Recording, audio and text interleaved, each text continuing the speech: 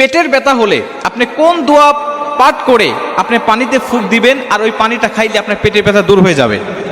আমি আপনাদেরকে সহজ একটি দোয়া আজকে শিখাই দিচ্ছি, একটা সূরা শিখাই দিচ্ছি, যে সূরাটা আপনারা সবাই জানেন কিন্তু জানেন না যে এই সূরা পাঠ করে পানি পড়তে হয়। শুধু আমি আপনাদেরকে বিষয়টা শিখাই দিই। দেখেন, ইসলামটা একটা স্বয়ং সম্পূর্ণ জীবন বিধান। আল্লাহ পাক পবিত্র কোরআনটা আমাদের জন্য শেফা হিসাবে পাঠিয়েছে।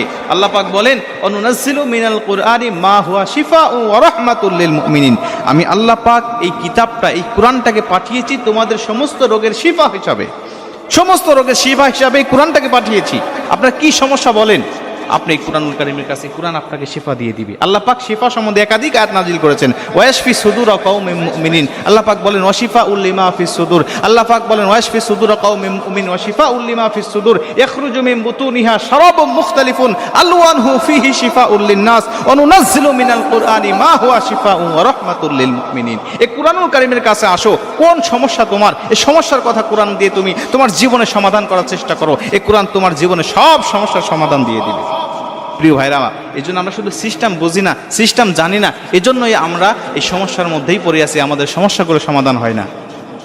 পেটের ব্যথা হলে আপনি নিজেই পানি পড়ে পানিতে ফু দিয়ে আপনি পানিটাকে পড়তে পারবেন এবং ওই পানিটা আপনি নিজেই খাইতে পারবেন। আমি আপনাদেরকে সহজ নিয়ম শিখাই দিই। আমরা অনেকেই পেটের ব্যথা হলে বা পেটে গন্ডগোল হলে বা পানি পড়ার দরকার হলে আমরা হুজুরের কাছে গিয়ে আধা ঘন্টা দাঁড়ায় থাকি, বা হুজুর নাই অমুক দেশে গেছে তার জন্য অপেক্ষা করতে থাকি। রাত্রিবেলায় পেট ব্যথা শুরু হয়েছে, সকাল হওয়া পর্যন্ত অপেক্ষায় থাকি, ওদিকে সে পেট ব্যথা করতে করতে তার অবস্থা কাহিল হয়ে যায়। এজন্য আপনি যদি বিষয়টা জানা থাকে তাহলে এই সমস্যাটা আর হবে না। আমি আপনাদেরকে বলি, প্রথম নম্বরে আপনি যে সূরাটা পাঠ করবেন এই সূরাটি হলো সূরাতুল ফাতিহা। আপনি সবাই জানেন এই সূরাতুল ফাতিহা, কিন্তু নিয়ম আছে, এই নিয়ম মাফিক আপনাকে পাঠ করতে হবে।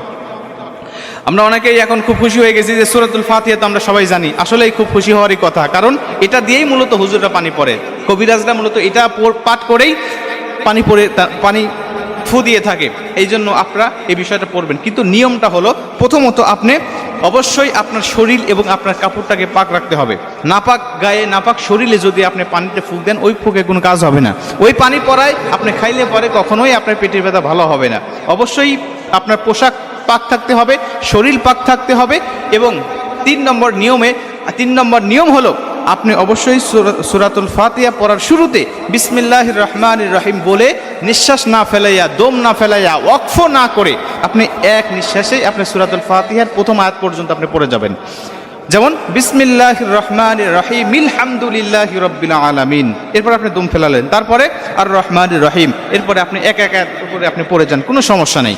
কিন্তু প্রথম আয়াতটা বিসমিল্লাহ পড়ার পরে নিঃশ্বাস না ফেলায়, অক্ষ না করে আপনি একবারে মিলিয়ে আপনি পড়বেন। এটা হলো 3 নম্বর নিয়ম। এরপরে আরেকটা বিষয় হলো, সেটা হলো আমরা দেখি যে আমাদের সমাজে অনেকেই পানি পড়া দেয়, কিন্তু একজনের পানি পড়ায় কাজ হয়, আরেকজনের পানি পড়ায় কাজ হয় না। ওই অমুক পানি পড়া দেয়, খুব কাজ হয়, তার কাছে সবাই ভিড় জমায়, একটু পানি পড়া দেন, একটু পানি পড়া দেন, কিন্তু অমুকের কাছে গেলে পরে কেউ যায় না, তার পানি পড়ায় কাজ হয় না। এই যে একজনের হয় আরেকজনের হয় না, অথচ দুইজন একই সূরা পাঠ করে, এর কারণটা কি? এর কারণ হলো সবচাইতে কঠিন কথা, সবচাইতে শর্তপূর্ণ কথা, আর সেটা হলো জবানটাকে পাক রাখতে হবে।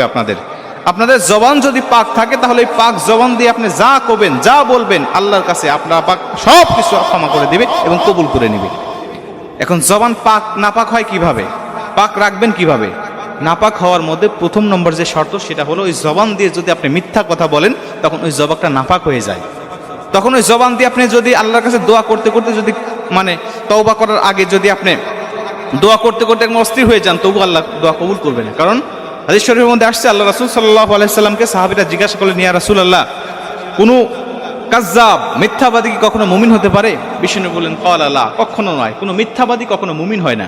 আর মুমিন যদি না হয় তাহলে তার জবান তো, যেহেতু মুশরিক যারা নাপাক, তারা অবশ্যই নাপাক, এটা হাদিস শরীফের মধ্যে উল্লেখ করা হয়েছে।